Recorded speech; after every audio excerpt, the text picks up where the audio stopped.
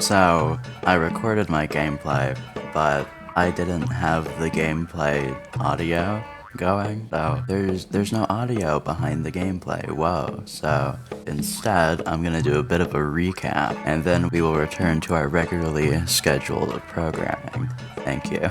So to start off, I managed to create the name. I'd sped up the footage because I took a while, and we're brought to a black screen with Susie waking up from a little nap. She acts like she has no idea what's going on at first, which kinda confused me. And Susie just kinda starts like feeling Chris up with her foot or something. I don't really know what went on there, but yeah, she eventually soon discovers that they're back in the dark world somehow, so that's pretty interesting. Wonder where that'll lead us.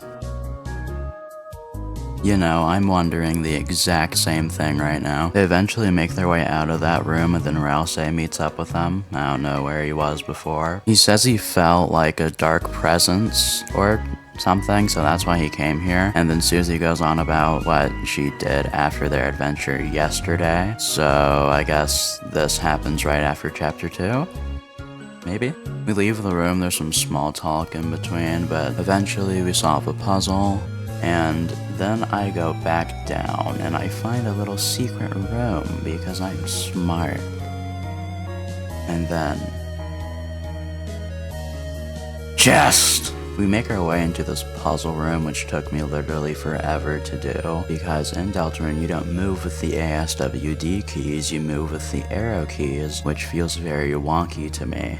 I do eventually make it though, and Susie keeps on going on about how she wants Rouse to join them in the light world, but Rouse can't do that. He starts explaining why, and it goes on to this animation monologue thing about how Rouse is part of the dark world, you know, the non-existent world in the closet, so he can't physically go to the light world with them. So Rouse basically ends up telling his friends he's not real, he's a phony, he's an imposter from Among Us.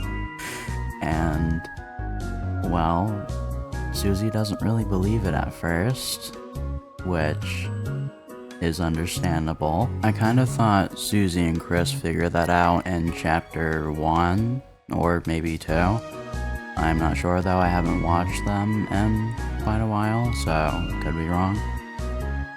But yeah, pretty depressing news.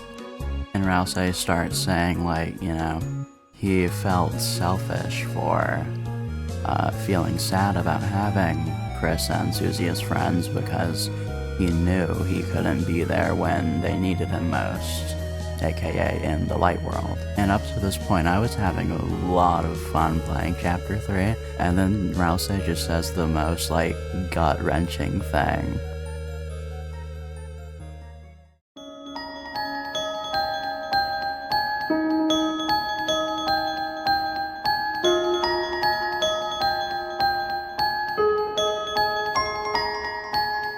When I read that, dude, I just sat there. Like, I just stared at the message, just like, wow. Man, that hits different for some reason. Susie had pretty much the opposite reaction that I had, but pretty sure that's just in character for her, so I think it was also supposed to be more interpreted as like a snap out of it way of reacting to what Rouse said, but you know, maybe just tone it down like a little bit, just a little bit. I do really appreciate what Susie is saying though, kind of reaffirming Rouse, basically saying, you know, you're real to me regardless of what you say, and that's what matters, and that's pretty sweet. And then just like in real life, people were listening to their entire private conversation, and they were actually on a stage in front of a really big crowd, which must have been embarrassing. Rouse and Susie make some pretty funny faces, they ask what is going on, and then a new favorite character of mine pops up out of literally nowhere, like an unwanted spam ad. Oh, but before that, we have to do a acid simulation first. This was honestly both the funniest and probably most disturbing thing I've ever seen, but it was very much well worth it. And yes, you will be hearing my reaction from it from when I was playing the game. I hope you enjoy, because I can tell you that I very much did. He's the one. The king of candy? He is groovy and never glooby?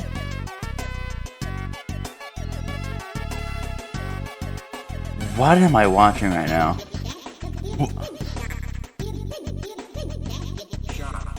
Mr. Antenna's time. Huh? What? Yeah, that's pretty weird. You're not gonna lie, why he look like kinda Dr. Eggman with a TV for a head? Yup, that was my reaction. And I am not wrong in the slightest. Anyway, so yeah, that happened. Then we go to a stage, and me and Susie have some pretty common ideas. Basically, TV Guy needs us to input our names as the contestants, and we only have 3 spaces of room. We also meet Rules Card again. I don't really know why he's here, but he's here. And yeah, the guy does a pretty funny dance in the corner.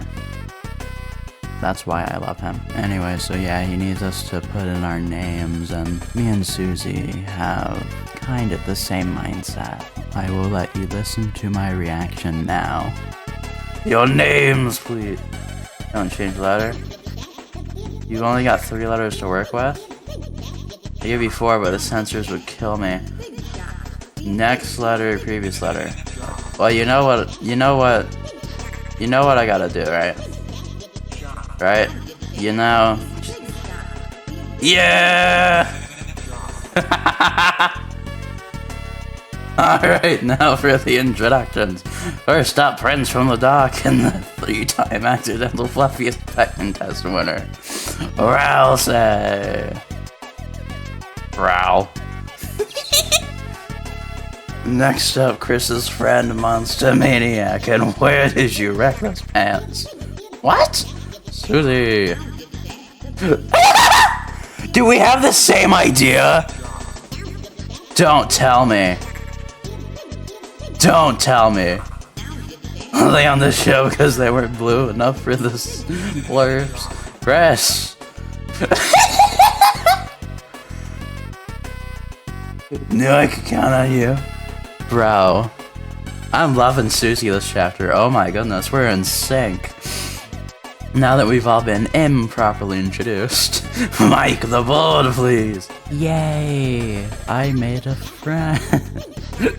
Anyway, so basically that happened. He introduces some kind of virtual game we're gonna be playing, like a simulation. It's about, basically, we're in a desert. It's kind of like Zelda, and there's various things like monsters that come to attack us and quizzes. It was interesting. You do several things inside of it, so I'll just give you a really quick recap. Inside of the recap, you're welcome. We go over here and we do the state-of-the-art battle simulation. We come over here and do this puzzle, which took me a while to do because I'm still figuring out how to move with the arrow keys, and the game even laughed at me and it made me feel bad about myself.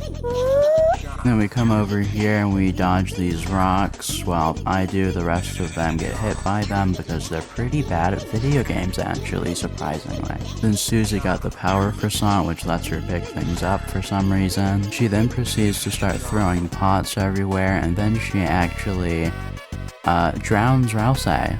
Yeah, we do not condone Rousey abuse here. We then make our way down to another puzzle, which also takes me a while, not because I didn't know the controls, but because there were 2 of them this time. And, well, Rousey... Dude, I swear down, I shit you not, he turned himself into a... Square. Actually turned himself into a... Square. It was the funniest shit I've ever seen. What is this game, bro? Then we go fight some more people, and this fight was difficult. There were 3 of them, and I didn't like that. No, I didn't. It wasn't fun. It wasn't fun. Then we get to this area with a quiz monster that literally chased me down, and then our names show up again. How wonderful. Then we gotta fight these sunny weather and rainy weather type enemies. I lost to them like 2 or 3 times, and after that, that's where I ended the video, so now we're all caught up. Yay, woo, happy time, throw the confetti. Yeah. Didn't record the game audio. My fault. Oops. I will definitely make sure to do that next time. And I'll probably do a re-playthrough of the game, so you can have a video of me actually reacting to the game. Hopefully this wasn't too disappointing. I put a few clips from my playthrough in it, so you'd still get some of my original reactions. But yeah, we will be starting off fighting those 2 sun and rain enemies in the next video. I think that about covers it. Subscribe, like, do all that. Make me famous. I'm kidding. And goodbye.